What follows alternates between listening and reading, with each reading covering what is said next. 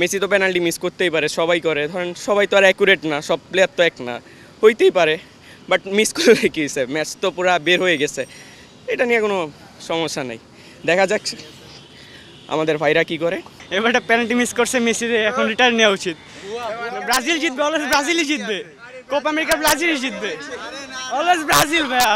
আমাকে কোনো মেসি টেসি লাগে না, আঙ্গো যে 11টা প্লেয়ার আছে সব ডিবাক। এখন ওদের তো সময় ভালো যেতেছে, উরুগুয়ের কাছে তো এমনি হারবে, একটা মিস করছি যেন ওদের আশার আলো জ্বলে, কিন্তু ওদেরও পেনাল্টিতে অবস্থা খারাপ হবে, পেনাল্টি পর্যন্ত ওদের যেতেও হবে না, তার আগে নুনিজি গোল দিয়ে দিবে। আসলে আর্জেন্টিনার যে অবস্থা, ওরা শুধু মুখে মুখে বলতে পারে, কিন্তু খেলার সময় দেখতে গেলে ব্রাজিলই সব থেকে বেস্ট। কারণ আর্জেন্টিনার কোনো লাভ নেই, ওরা সারা জীবনে হাইরা গেছে, হাইরা যাবে।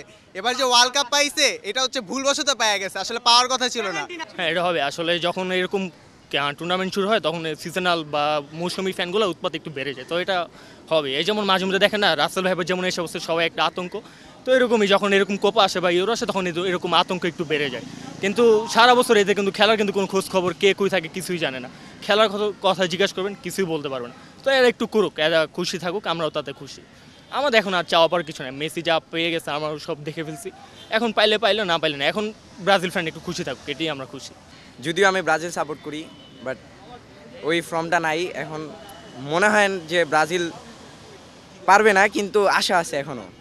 আমি ফ্যান হিসাবে চাই ব্রাজিল জিতুক। না না, 7 তারিখে ব্রাজিল বাদ হবে, আর্জেন্টিনা আছে, ফাইনাল খেলবে, তারপর ফাইনালিজমা সব জিতবে, সব। আর্জেন্টিনা বাদ হবে না, ব্রাজিল বুয়া। ব্রাজিলের হয়তো একটু সময় খারাপ যাচ্ছে, কারণ মাঝখানে দেখেন যে কোচ চলে গেল, নতুন কোচ আসলো, একটু তো সময় লাগবে মানে নেওয়ার জন্য। আর তাছাড়া ইয়াং টিম আমরা ওই যে বললাম যেটা, যে তাদের সাথে এখনও সেই কমিউনিকেশনটা তৈরি হয় নাই, আস্তে আস্তে হবে। বাট ব্রাজিল ভালো করবে উরুগুয়ের সাথে, যেটাই হোক রেজাল্ট, কিন্তু ব্রাজিল ভালো খেললে জিতবে, হয়তো বা হারবে, কিন্তু ভালো খেলবে। কিছু কিছু মুহূর্তে এরকম মুহূর্ত আসে যখন মানে গোলকিপারদের জ্বলে উঠতে হয়, তো ওরকম জায়গায় হলো এমি মার্টিনেজ আমার মতে সেরা, কারণ দরকারের মুহূর্তে যদি জ্বলে উঠতে না পারি তাহলে ভালো খেলার হয়ে কী লাভ। তো এখান থেকে বলবো এমি মার্টিনেজ 10-10।